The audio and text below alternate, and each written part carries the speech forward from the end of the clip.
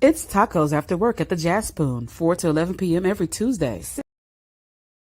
It's tacos after work at the Jazz Spoon, 4 to 11 p.m. every Tuesday. 610 Northland Boulevard. Tell a friend.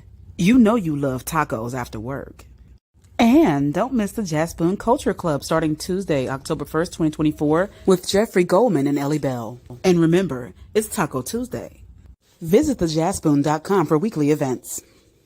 This is a paid advertisement by On Impact Promotions.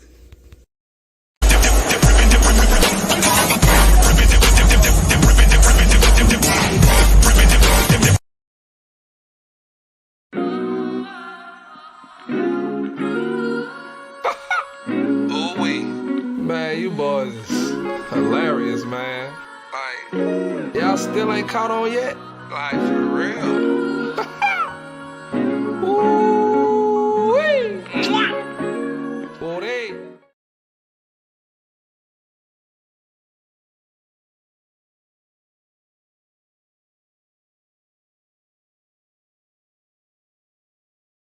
Advertise and grow your business or event with On Impact Promotions, street promotions, social media promotions, email blasts, text blasts, cold calling, live streaming, and more.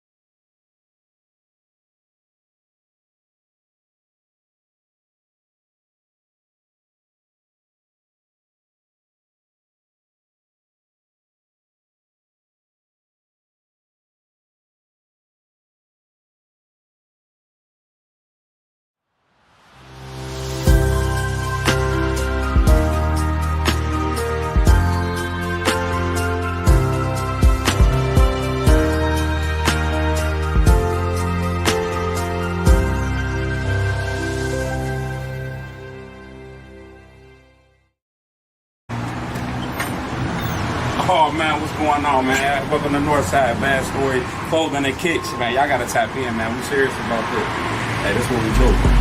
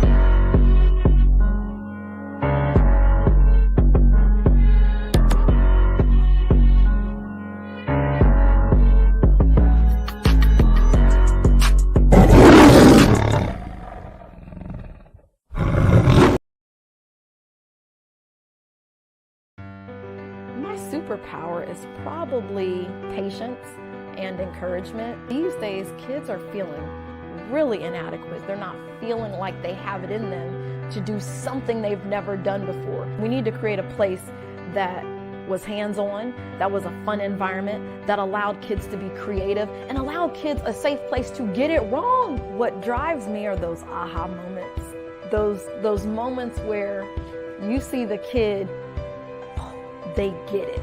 And I tell you what, I live for that moment, because when you give them an opportunity to approach it at their level and then add in sprinklings of the challenge, and they've got to kind of race themselves and maybe other students in order to get there, they're tenacious about it. They're excited about it. And when they achieve it, that is the greatest joy.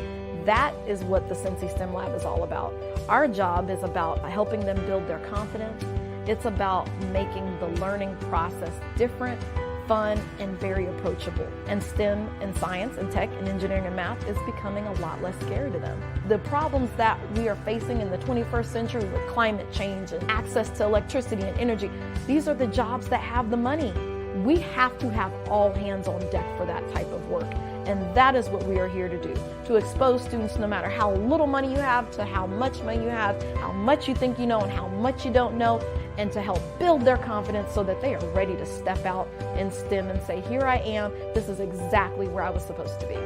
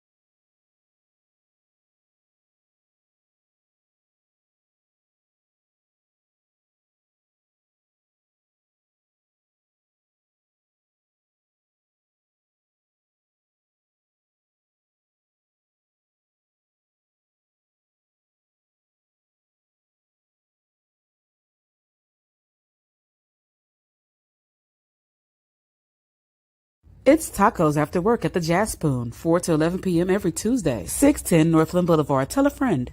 You know you love tacos after work. And don't miss the Jazz Spoon Culture Club starting Tuesday, October 1st, 2024 with Jeffrey Goldman and Ellie Bell. And remember, it's Taco Tuesday. Visit thejazzspoon.com for weekly events.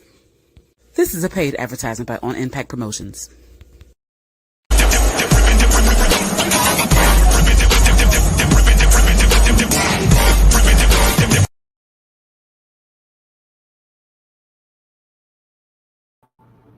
I'm gonna cue you up. And welcome to Wise Guys. These guys know sports. Here live at Jazz Spoon in Forest Park, in the house with Wise Guys Sports and On Impact Recruiting Services. Everybody go and follow Wise Guys Sports and On Impact Recruiting Services on the social media platforms, Facebook, Instagram, Twitter, you name it. Go and follow Wise Guys and On Impact Recruiting Services. Excited for tonight's show. Thursday, September the 12th. Another week of football. We got high school football kicking off tomorrow night. It's week 4 in high school. We have the Finneytown Wildcats joining us here on Wise Guys Sports on Impact Recruiting Services here in the Big. So I'm excited for that. Also, we're going to talk about a variety of topics tonight. I'm going to get into the Tyreek Hill situation. Tyreek Hill was detained Sunday afternoon in Miami en route to go to the Dolphins game and play. So I'm talking about that, get my thoughts on that here in a bit. Also, NFL Week 2 is upon us. We got an AFC East matchup tonight in Miami. It's Josh Allen and the 1-0 Buffalo Bills taking on Tua and the 1-0 Miami Dolphins AFC East battle. So I'm definitely excited about that. I'm going to give my predictions for that game and preview that game a little bit later on. And also give my NFL Week 2 wise picks. The same way last week I came on and gave my Week 1 wise picks, I'm going to give my Week 2 wise picks and give my predictions for all the games in the NFL. And also, I'm going to talk a little bit about the Cincinnati Bearcats football team as well. So I'm going to talk about the UC Bearcats as well a little bit later on. So, great show ahead tonight.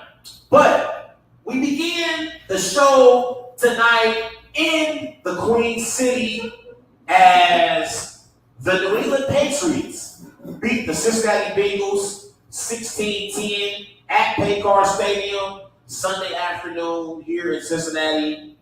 For the Patriots, Jacoby Brissett, he went 15-24. He threw for 121 passing yards. Stevenson, the running back for the Patriots, had a great performance.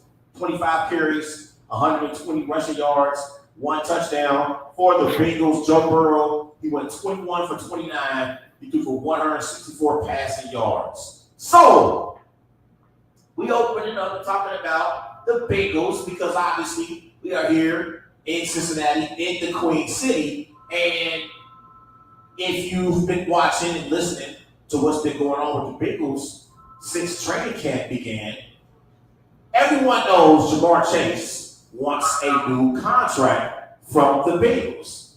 He still has, I believe, 2 years remaining on his rookie deal. But Jamar Chase wants to be paid like a top 5 receiver. And honestly, considering how he's performed, he deserves his money. And so I'm watching the game Sunday while the Bengals are playing the Patriots.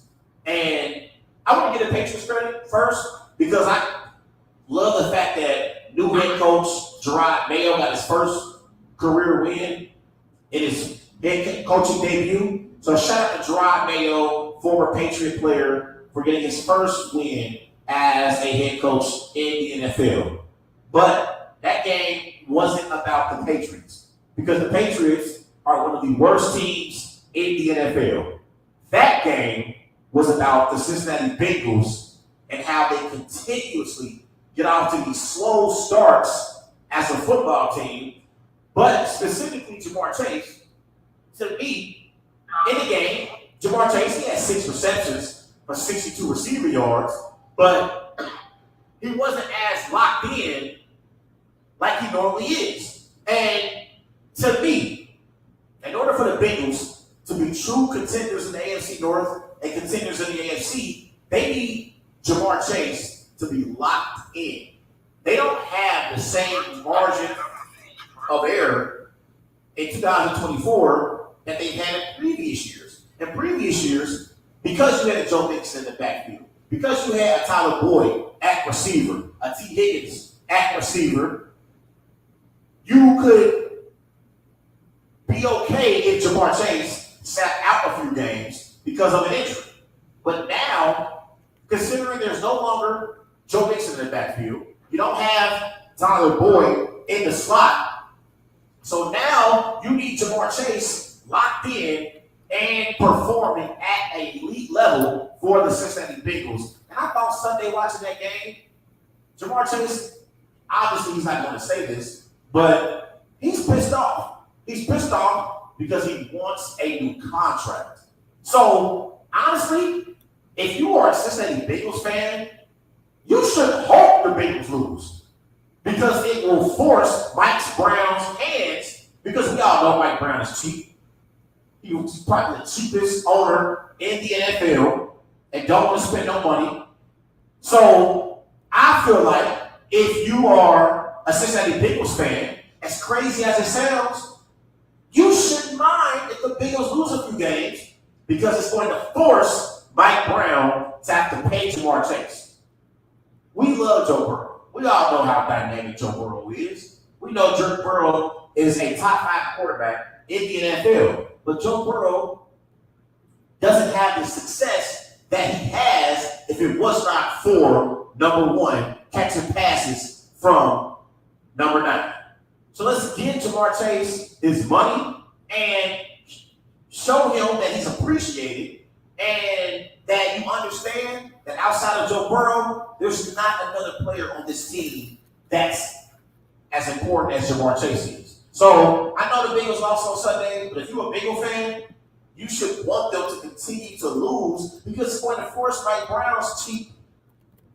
You just don't force Mike Brown to have to pay Jamar Chase, period. Because you know how important Chase is. But I thought also in that game against the Patriots, another reason why the Bengals lost was because they had no answers for the Patriots' rushing attack with Ramondre Stevenson. Stevenson had over 100 yards rushing for the game. The Patriots had 170 total rushing yards. So defensive coordinator Lou Admiral, Sam Hubbard, Trey Hendrickson, Sheldon Rankins, Logan Wilson, Jermaine Pratt, that entire Bengals front 7, they should be ashamed to show their faces in the city of Cincinnati this week. They got pushed around and manhandled by that Patriots offensive line. And I thought that was the biggest reason why the Patriots won Sunday. We all know the Bengals are a better football team than the Patriots are. We all know Zach Taylor is more proven as a head coach than Gerard Mayo is. And we all know that Joe Burrow is better than Jacoby Brissett.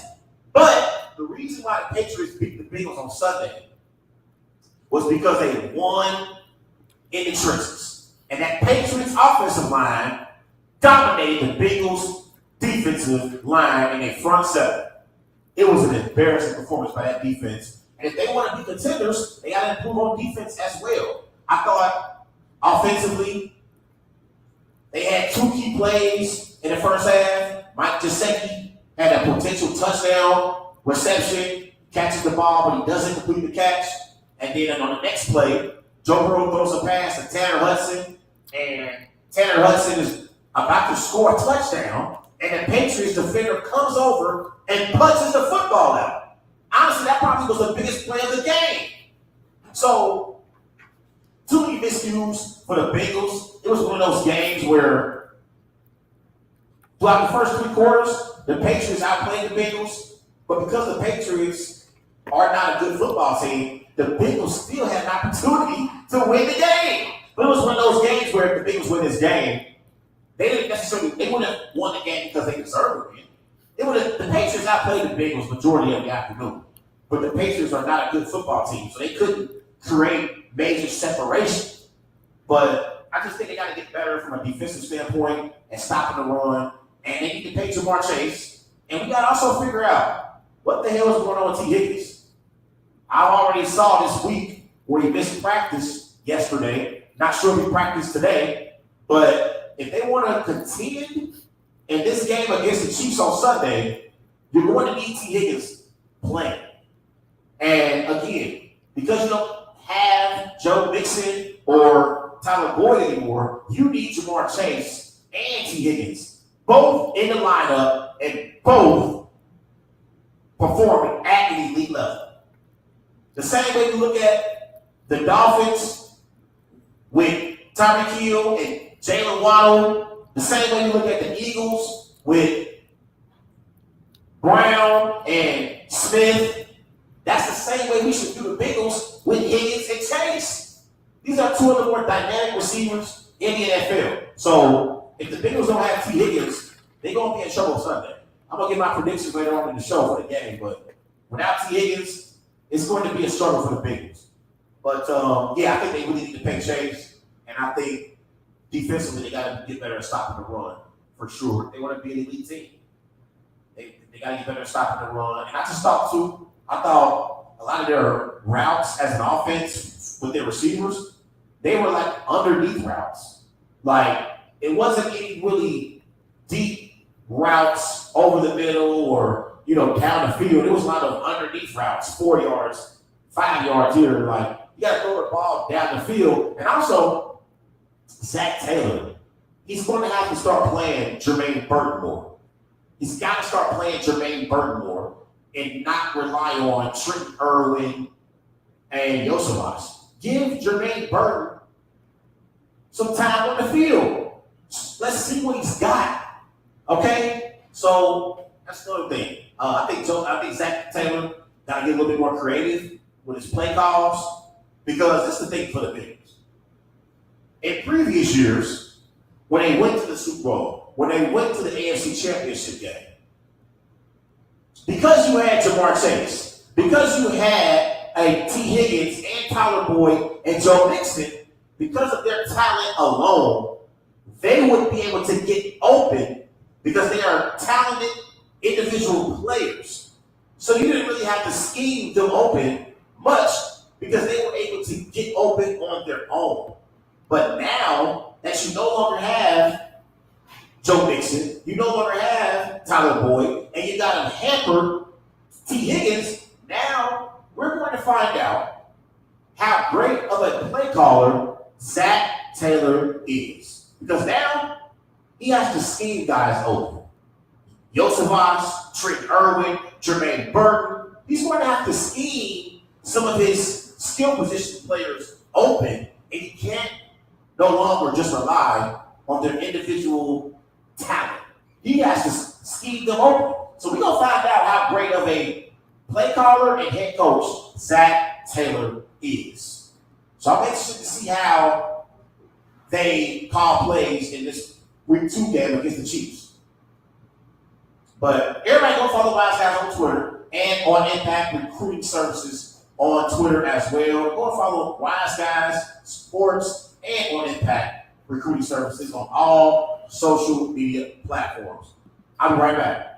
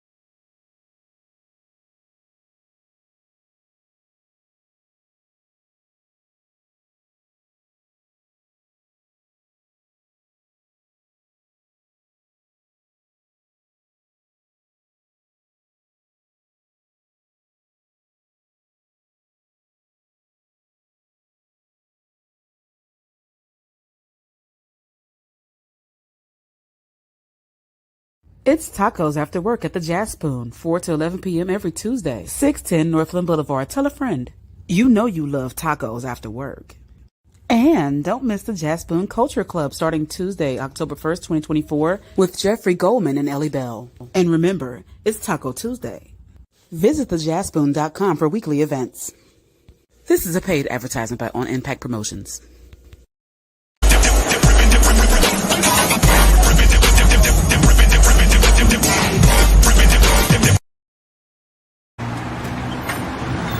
Oh man, what's going on, man? Welcome to Northside Bad Story Clothing and Kicks, man. Y'all gotta tap in, man. We serious about this. Hey, this is what we do.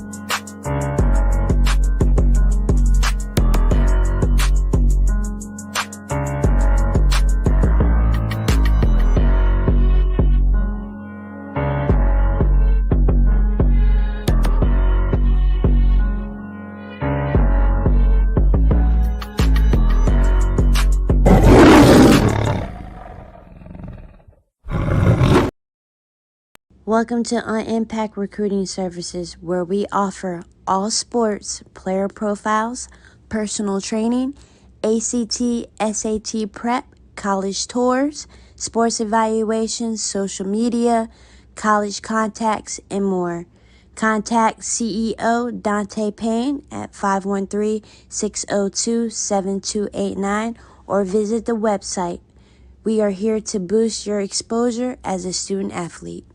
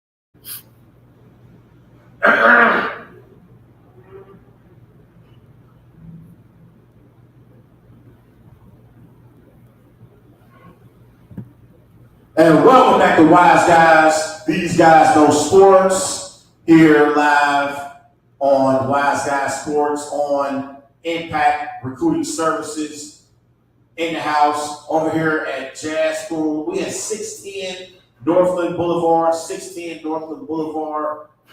Bring your family, your friends, come out and talk some football with Wise Guys and On Impact Recruiting Services.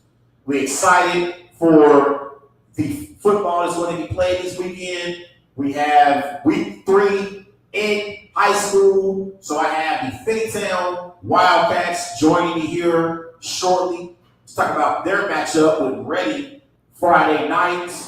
Also, we have Josh Allen and the Buffalo Bills in Miami taking on Tua and the Miami Dolphins in South Beach tonight. So AFC matchup on Amazon Prime Video.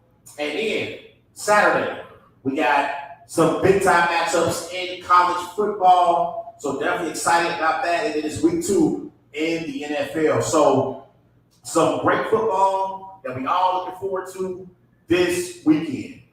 But before I bring on the Finneytown Wildcats, I want to talk about the Cincinnati Bearcats as the Pittsburgh Panthers beat the Cincinnati Bearcats 28-27 at Nippert Stadium Saturday afternoon.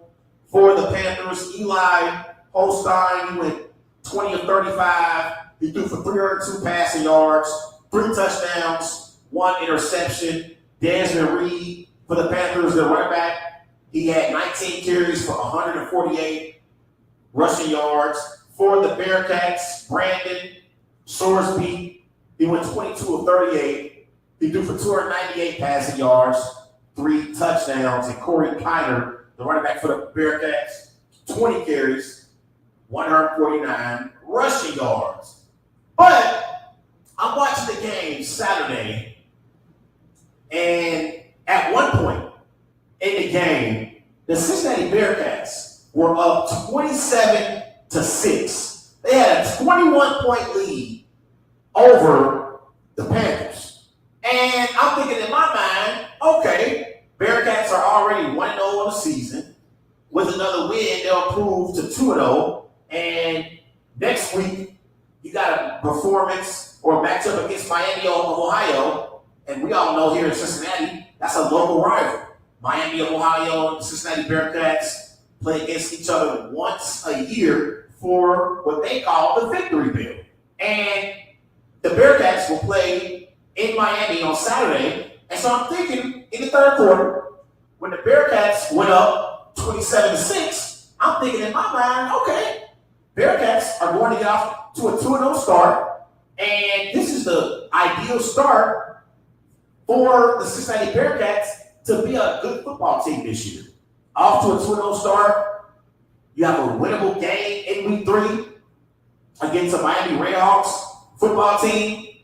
But out of nowhere, the Cincinnati Bearcats literally collapsed right before our eyes. Like, I'm sitting there watching the game and I'm thinking, what the hell is going on here? And if you're up 21, you have to be able to close that deal.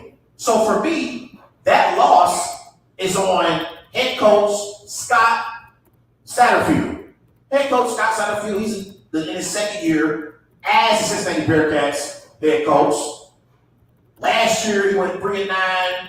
They were 1-8 in the conference. So far, he's 4-10 in his tenure as the Cincinnati Bearcats head coach.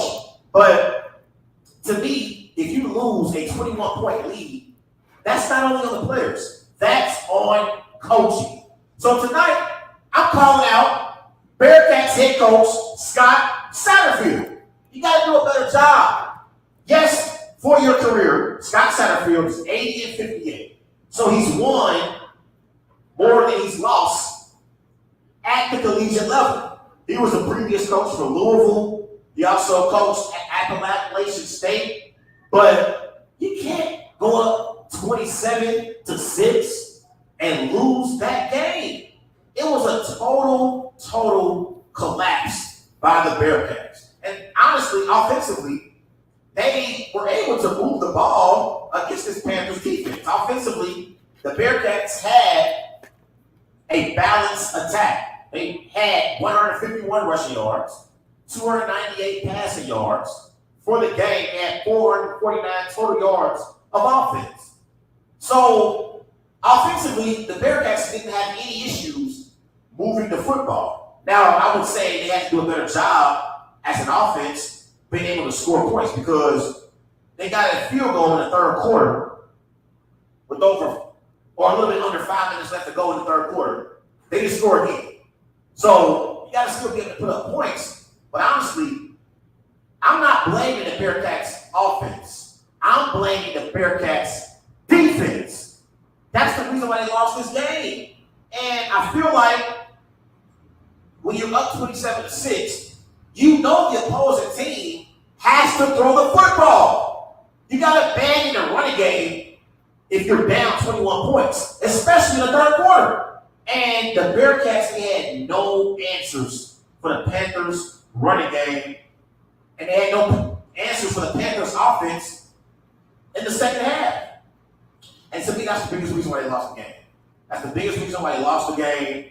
And I like their defensive players. On defense, you got Darren Canteen. You got Jack Dingle, okay? You got Jared Bartlett. You got Jonathan Thompson, Darian Varner, okay? Jordan Young, Brian Sims III. You got players who can make plays on your defense. So I don't understand for the life of me how they lost a 21-point lead when you know the Panthers have to throw the football. It was one of the worst losses in Cincinnati Bearcats history. Seriously, you have 27-6 in front of your home crowd at Nickel Stadium, a chance to improve to 2-0 on the season, and you lose a 21-point lead? I'm sorry. Head coach Scott Satterfield and the Bearcats defense are to blame for this loss because offensively, led by quarterback Brandon Storsby, Corey Kiner had a great game running the football, 20 carries, 149 rushing yards. Okay, your receivers, Xavier Henderson, Jaomi Mays, Joe Royer, they contributed. Royer had 3 receptions, 49 receiving yards. Mays had 3 receptions, 72 receiving yards. Henderson, 5 receptions, 80 receiving yards. So offensively, you put up 27 points. I can't really blame the offense anytime you put up 27 points. But the problem was defensively. Defensively, they gave up 196 rushing yards. So similar to the Bengals, the Panthers' offensive line dominated that Bearcats' defensive line. They gave up 302 passing yards to the Panthers, so they need to improve in their secondary as well. But now, heading into this matchup against the Miami Redhawks, you should be 2-0. They should be 2-0 as a football team, but instead, they're 1-1.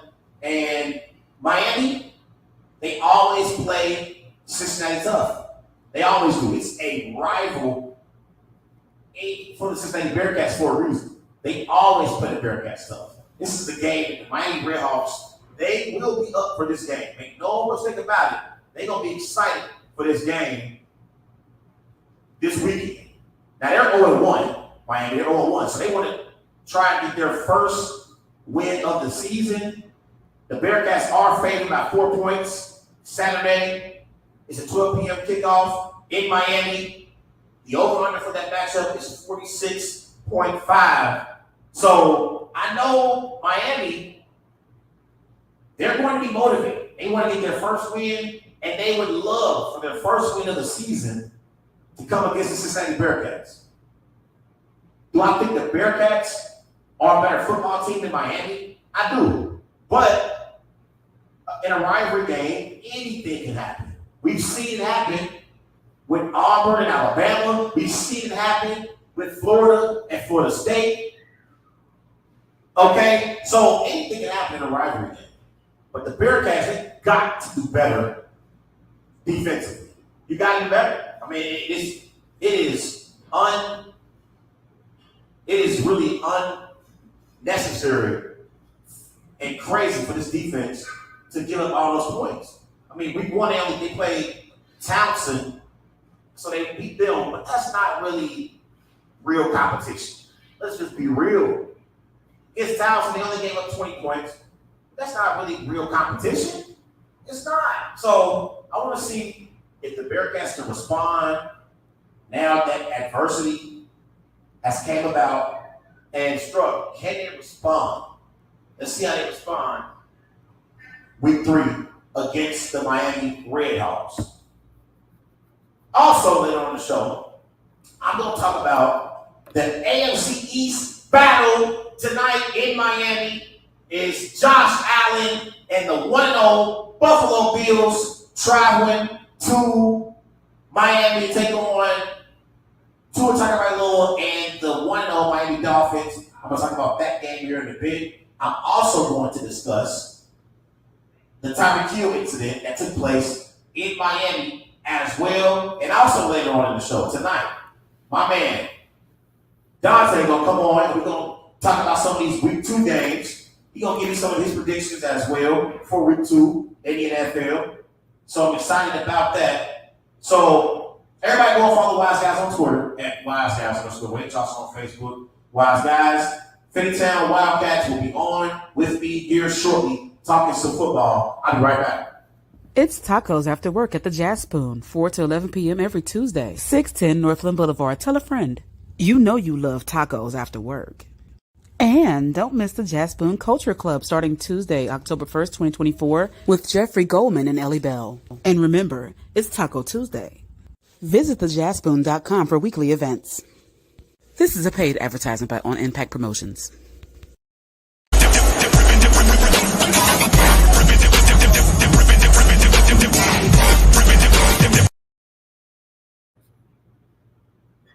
That's Apple Pay. Apple Pay.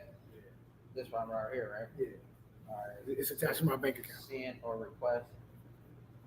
What I move? No.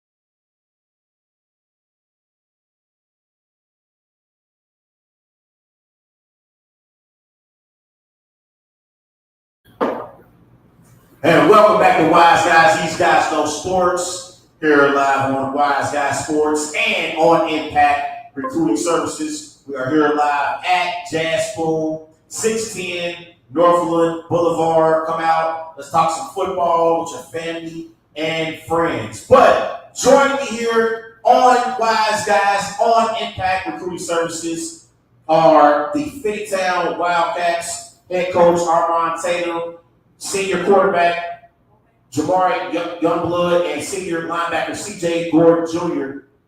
How you guys doing? We're good.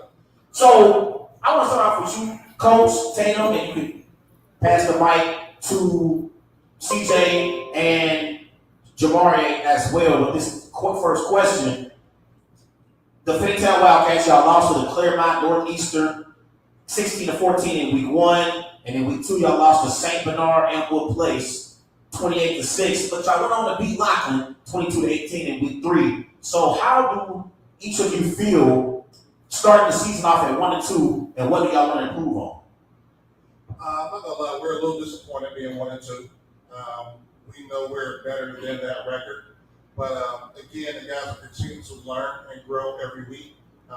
Continue to learn from mistakes and getting better as we go along. So the big thing is growth. You know, we're not always going to do everything 100% right, but as long as we're getting better every time we go out there, I'm happy with it.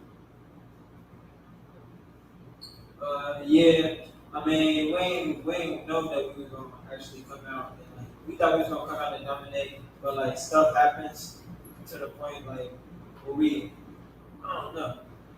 But, like, yeah. Right when you set your expectations too high, I feel like you get improved a little bit on communication. A little bit of communication. Team bonding, on the field. Sometimes we be arguing with each other and bringing us down and get to our heads, and then actually, we just start crumbling as a team. You know what I'm saying? But other than that, execution too, plays and stuff like that. So, Jamari, for you being a quarterback of this team, what and how difficult can it be, leading the team and trying to be a leader despite having adversity at times on that field?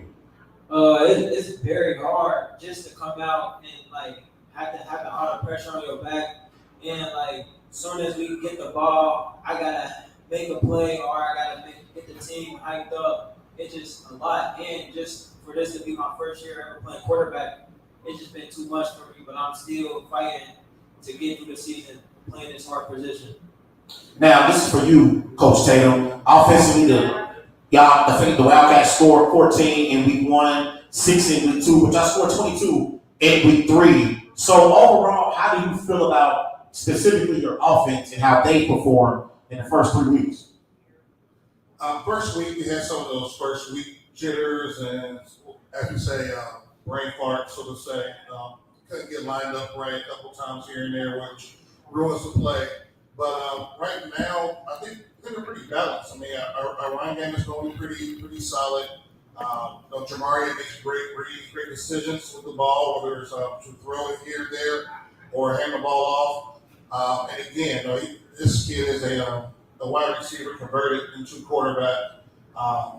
Unfortunately, did not play last year, had a season-ending injury, and he's bounced back. So offense right now, thanks to him, is balanced, and we're moving forward.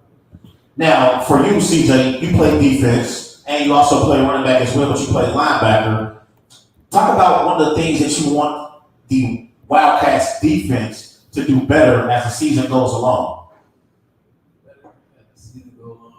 I would probably say just like knowing where how to look at the defense and stuff, you know what I'm saying? Because sometimes as linebackers, we look at the wrong thing, call the wrong plays, and check the wrong thing. So I'm saying sometimes it'd be better if there was somebody behind us, as like a DB or a lineman, to be like, no, it's this, you know what I'm saying? It's someone on this side, so it's unbalanced or something like that. And other than that, just once again, execution on the defense, using your hands on the D line, or you know what I'm saying, know where you gotta go in man, use your hands then, know how to do your drops and reads and stuff like that. I think what you tell you, I think it's basically it's communication. You got to communicate a little bit better. And I feel like, that starts off in practice. When y'all say that kind of start off in practice and start off, during the week before you get to Friday. Would y'all agree with that? Yeah. And so, defensively, y'all gave up 16 points in week 1. Week 2 gave up 28. But in week 3, gave up 18 against Larkins. So, from a defensive standpoint, do y'all feel like y'all need to get better at stopping the run or stopping the passing game? Which one is the most important, stopping the running game or stopping the passing game from opponents? The big thing is going to be stopping the big play.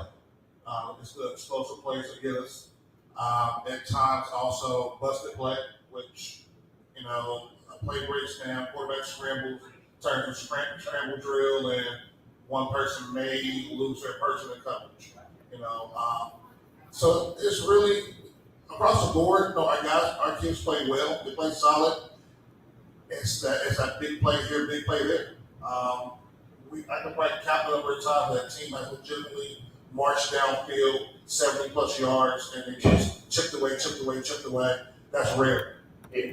Okay. Yeah, and that's definitely good for sure. Let me ask y'all this too, as far as y'all play in the Cincinnati Hills League with teams like Deer Park, Indian Hill, Madeira, Wyoming. So I know y'all 1-2 right now, but how important is it to have a bounce back performance against Reading tomorrow night so y'all can stay in the mix in the conference? Oh, it's very important. Always first goal is to handle the conference. Out of conference games, they're important, but for us, last year we had our first conference win, I believe, in 10 plus years.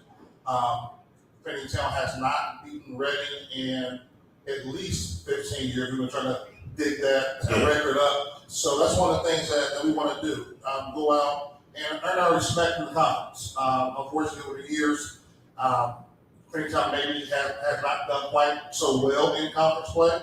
But the last couple of years or so, we've been starting to earn our respect.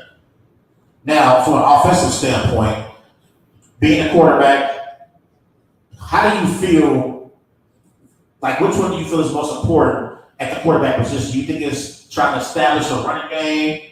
I know that y'all running backs, you got Alex Dykes in the backfield. You also help as well running the football, as well got great running ability. Do you think it's important to run the football to open up the passing game? Or do you want to get the football to some of your receivers like Brandon Wise and Jaleel Youngblood as well?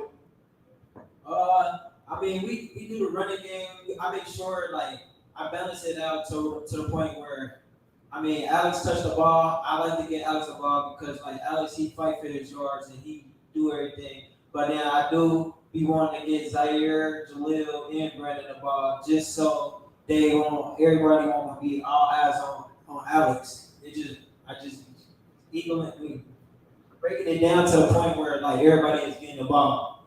Yeah, is that difficult though? Because I'm a quarterback. When you got weapons and you got players that's good, it's more difficult to spread the ball around. And can it be difficult sometimes? It get a little difficult. Just like week 3, I didn't pass Brandon the ball at all because. I let Zaire. I seen what Zaire was doing out in week 3, and he kept coming to me in a huddle and saying he was open. And then I took that risk to get Zaire the ball, and Zaire made some plays.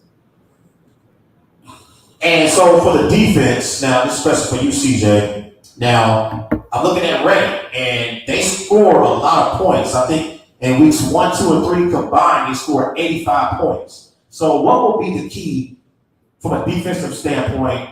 And being able to slow down that Reading offense on Friday night.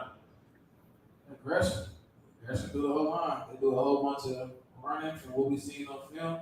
So all we can do is just be aggressive on that line. Like Coach been telling me, Coach Tatum, Coach Max, all the coaches, just come downfield and just mess something up. Make the play buddies, and then they got to bounce outside, go get some help, DBs and stuff like that. So play be messed up. Other than that, not much, just gotta be aggressive. Now this question for Jamari and CJ, real quick. As an individual, what is something that both of you want to improve upon on your game as the season progresses? As an individual. First, starting off on defense, probably my reads in the backfield and the guards and stuff. I have been told to fix my ankles on defense as a linebacker, so I can do better on that, footwork and stuff, and speed. A little bit of offense as a running back, probably same thing, read the defense and speed the agility. Offense, staying in the pocket more. I feel like I got my O-line to hold up for me and like put on some blocks, and if I can stay in the pocket, I can make some special plays. Stay in the pocket is important for sure. So you feel like, cause I think when you have athleticism and you know you can make something happen, sometimes you become impatient as a quarterback. Is that kind of a challenge for you? Yeah, so like I'm always like, as soon as I get the ball, I'm always so tempted to like run out the pocket, and that's what I've been doing from week 1 to week 3. And this week, I'm gonna try to stay in the pocket for sure and make some plays for our team. So those staying for you, how do you balance that with your quarterback? Because on one hand, it's like, man, I want my quarterback to make plays because he got great ability. On the other hand, you still want to go through your reads and go through your progressions and try to get the football down the field. How do you balance that as a coach when talking about your quarterback and the game plan? It's trust. It's a lot of trust. Coach Larkins, our quarterback's coach, has done an amazing job with Jamari, teaching his reads, giving him some leeway here and there, and across the board, with our kids, we tell all the time, if they make a mistake going 1,000 miles an hour, you gotta get yelled at? Not at all. We want them to play loose, we want them to play free, we don't want them to play solo, trying overthinking things. So go out there and do it. You mess up a little bit, wherever it's a tackle, on to the next play. Let's go. For sure. Now, each of y'all wanted you to answer this next question. Y'all playing ready? I believe it's in ready tomorrow. And so, you know, they're 1-2, just like you guys are 1-2. What are y'all expectations for that matchup? I know you said y'all haven't beat Reading in, how long has it been? About 15 years? At least 15. And I know that's motivation. I know it's motivation. So what do y'all feel like y'all expectations are for that matchup and things that you want to do to be able to win that game? The big thing from a coach standpoint, you always want to see your kids go out and do the best. And for 4 quarters. So there's been times in which we played well for 2 quarters, or played well for 3. I want to see them, we as a staff want to see them play their football, Finneytown football for 4 quarters. And if we do that for 4 quarters, I believe we can do the Yeah, just playing a full game for real. Don't give up. I mean, we always out there having fun with our boys, but like the key to like winning, we just everybody got to do their job right, and then we'll just leave out the Reading with a dub. Yeah, to piggyback off of Jamari said, just gotta have fun for real. Gotta do everything right. Everybody do their job. We can leave right with dub, but like as Coach said, let's take specifically just have fun. Now, y'all are 1-2 right now, so you got about seven games left on the season, 7 or 8 games. For each of you can answer this question, and then we get out of here. What would y'all say if I say the Finneytown Wildcats season will be successful if this happens? Each one of you want to finish that sentence for me? The Finneytown Wildcats will have a successful season if we come together as a team, do what we gotta do, put in the work, the effort, the time, ask questions, execute, and do what we gotta do, have fun. Yeah, just have fun and like every week we just gotta come and bring that tempo for real.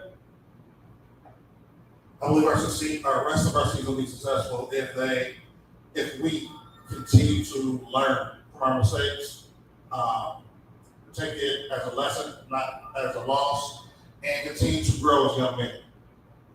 Head coach Armand Tatum, senior quarterback Jamaria Youngblood, and senior linebacker CJ Gordon Jr.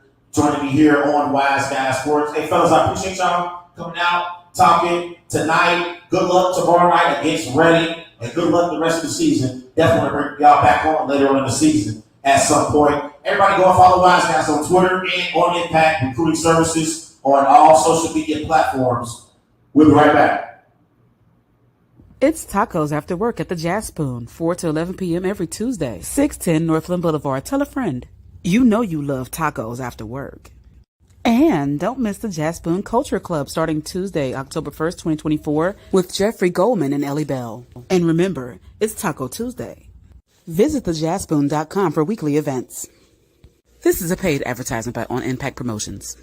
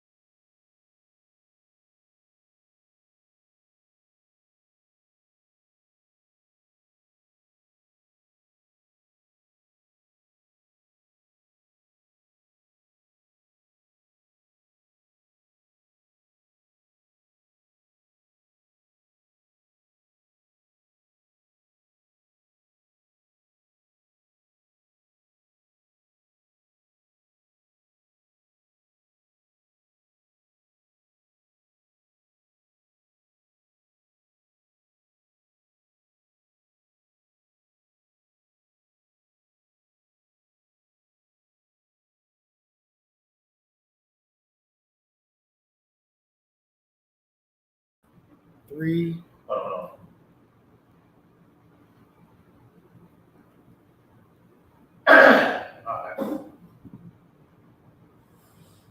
And welcome back to Wise Guys. These guys know sports. Here live at Jazz Spoon, 610 Northland Boulevard, 610 Northland Boulevard.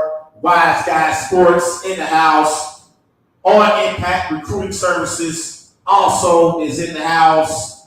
I'm going to bring on my man Dante here in a bit. We're going to give our Week 2 NFL picks. So I'm going to talk about that here in a bit. And we got the Thursday night matchup between the Buffalo Bills and the Miami Dolphins. But before we talk about that, let's first talk about this Tyreek Hill incident that took place in Miami as Tyreek Hill was detained by the Miami-Dade Police Department Sunday afternoon on his way to the Dolphins season opener against the Jaguars. Body cam footage of Tyreek Hill's detainment was released on Monday. And the Miami-Dade Police Department, they released a statement on Tyreek Hill. And the Miami Dolphins also released a statement on Tyreek Hill. Here's the police union statement on the Tyreek Hill arrest. Quote, upon being stopped, Mr. Hill was not immediately cooperative with the officers on scene who, pursuant to policy and for their immediate safety, placed Mr. Hill in handcuffs. Now, here's the Miami Dolphins statement on the Tyreek Hill incident. Quote, we are proud to have a strong and positive relationship with the Miami-Dade Police Department and other law enforcement agencies, and recognize that the vast majority of officers do serve the community with the utmost character and desire to protect all citizens. However, as is on full display in the videos released Monday, there are some officers who mistake their responsibility and commitment to serve with misguided power. While we commend DPD for taking the right and necessary action to quickly release this footage, we also urge them to take equally swift and strong action against the officers who engage in such despicable behavior. So, as I watched the video Monday that was released by the police department, my immediate reaction was, two things can be true. And in this situation, with Tyreek Hill and the police officers, both Tyreek Hill and the police officers were wrong during this traffic stop. Let's start off with Tyreek Hill. And immediately after the Dolphins game, in his press conference, Tyreek Hill, he said he didn't understand why he got pulled out of his vehicle. He didn't understand why the situation escalated. And after watching the body cam footage, we have to be fair and we have to be clear and hold people accountable during these type of situations.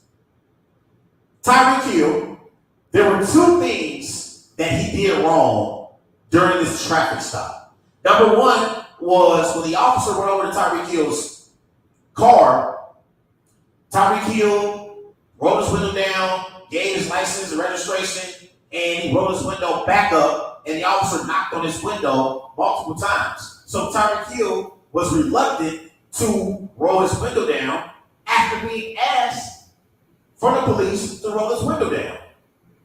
You got 10 windows. The last thing you want to do is not roll your window down when the police ask you to roll your window down during a traffic stop, especially considering you got tinted windows. Number two, Tyreek Hill, when they asked him to get out of the car, he didn't immediately get out of the car. He said that his car had a dip, so he wasn't able to just step out of the vehicle immediately. But if the police ask you to step out of the car, during the traffic stop, you have to step out of the vehicle ASAP. So I thought Tyreek Hill was not perfect in this situation, and the two big mistakes he made were not immediately rolling his window down when asked, and not getting out of the car when the officers requested him to get out of the car. Now let me get to the police officers. Where the police officers were wrong, they treated Tyreek Hill like he was a bank robber or like he was on a killing spree. They snatched him out of the car, which was extremely excessive and unnecessary, and they treated Tyreek Hill like he was a real criminal. And to me, they were excessive and their actions were very, very unnecessary. And on top of that, which made it even worse, was the manner in which they were talking to Tyreek Hill. The officer was talking to Tyreek Hill, telling him to quit crying. It's almost as if the officers were treating Tyreek Hill like they were beneath him. And if you are black, we all know in our community, these instances with the police happen far often than not. And let's be real, the police deal with African Americans differently than they deal with Caucasians. And so I felt like because of how the police officers handled this situation, they were excessive, their actions were unnecessary, and the officer went over there to I think it was one specific officer. He went over to Tyreek Hill. He's the one that grabbed Tyreek Hill out of the car. And then a few minutes later, Tyreek Hill explained to the other officer, hey, I just had knee surgery. I guess they wanted Tyreek Hill to get on the ground. And Tyreek Hill was explaining, I just had knee surgery. The officer comes over there and just tackles Tyreek Hill. What? What are we doing?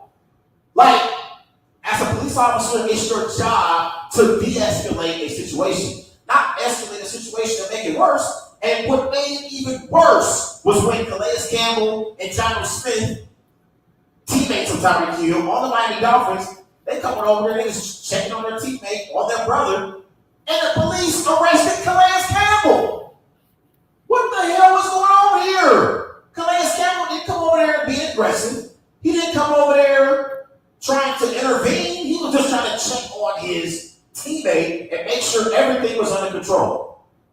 So what it told me was, though, as I watched the video, just because you are a celebrity, whether you're a singer, whether you're a football player, basketball player,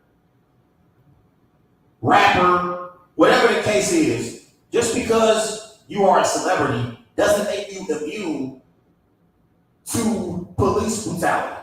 That's what it told me. Because Tyreek Hill, we all know, is one of the best receivers in the NFL. Make no mistake about it. Fans and football fans and Miami Dolphins fans, they were coming to the stadium to watch Tyreek Hill. They weren't coming to watch Tua Tagovailoa. They weren't coming to watch Mike McDaniel coach. They weren't coming to watch Trevor Lawrence. They were coming to watch Tyreek Hill.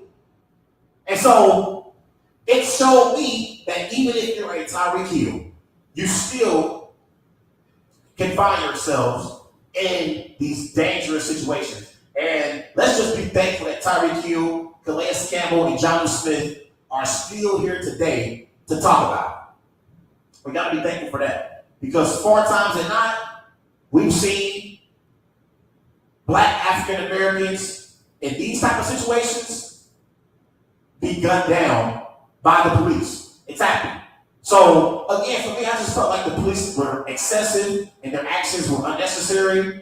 And I don't believe that Tyreek Hill's disobedience warranted him to be treated the way that he was treated.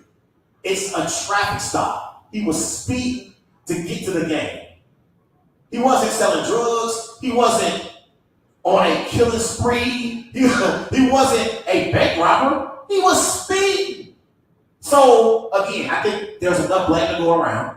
Tyreek Hill, bro, they ask you to roll your window down, you got to roll your window down. You got tint on your windows. They already feel intimidated by us in these type of situations. So if they ask you where your window down, you gotta roll your window down. Also, when they ask you to step out of the vehicle, you gotta step out of the car. You gotta step out of the car. Because one of the things is, we as black people, we have to have these conversations with our kids about how to conduct ourselves when we are pulled over by the police. We gotta have these conversations with our children that Caucasians don't have to have with their children. We have to be honest, right? So we have a responsibility to be honest and hold individuals accountable for their actions during these type of situations. And that's why I got to hold Tyreek Hill accountable. And to his credit, in his press conference yesterday, he took some accountability and said how he could have handled the situation better. And he's learned from it. But in those type of situations, when you pull over by the police, you have to understand that in that moment, they have the power. I got pulled over a couple weeks ago for a speeding ticket. I was pissed. But I knew, like, all right, let me calm my emotions down. It's all about getting on to my kids at this point. So you have to be able to understand in that moment they got the power, and you just want to make it home to your kids. And if you have to, go take them to court, do whatever you need to do, but don't put yourself in a situation where you're in harm's way and you're not able to talk about it the next day. So again, I thought Tyreek Hill was wrong, but I don't feel like his disobedience warranted how he was treated once he got out of the car. Tyreek Hill was wrong for how he acted in the car, but once he was out of the car, the police and how they handled this situation was completely wrong. It was excessive and unnecessary. And that police officer that came over there and tackled Tyreek Hill after he said he just had knee surgery, he should be fired immediately. He should be fired, period. But those are my thoughts on that situation. Everybody go follow Wise Guys on Twitter at Wise Guys_H. Also on Facebook, Wise Guys. I'll be right back. My superpower is probably patience and encouragement. These days, kids are feeling really inadequate. They're not feeling like they have it in them to do something they've never done before. We need to create a place that was hands-on, that was a fun environment, that allowed kids to be creative and allowed kids a safe place to get it wrong. What drives me are those aha moments, those moments where you see the kid, they get it. And I tell you what, I live for that moment. Because when you give them an opportunity to approach it at their level and then add in sprinklings of the challenge, and they've got to kind of race themselves and maybe other students in order to get there, they're tenacious about it. They're excited about it. And when they achieve it, that is the greatest joy. That is what the Cincy STEM Lab is all about. Our job is about helping them build their confidence. It's about making the learning process different, fun, and very approachable. And STEM and science and tech and engineering and math is becoming a lot less scary to them. The problems that we are facing in the 21st century with climate change and access to electricity and energy, these are the jobs that have the money. We have to have all hands on deck for that type of work. And that is what we are here to do, to expose students, no matter how little money you have to how much money you have, how much you think you know and how much you don't know, and to help build their confidence so that they are ready to step out in STEM and say, here I am, this is exactly where I was supposed to be.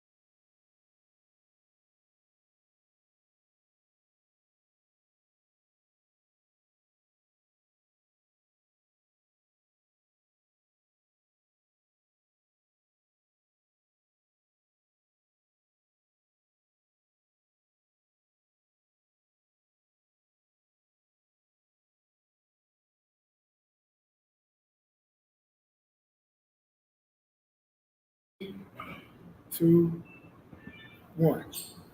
And welcome back to Wise Guys. These guys know sports here on Impact Recruiting Services over here at 610 Jazz Spoon and 610 Jazz Spoon.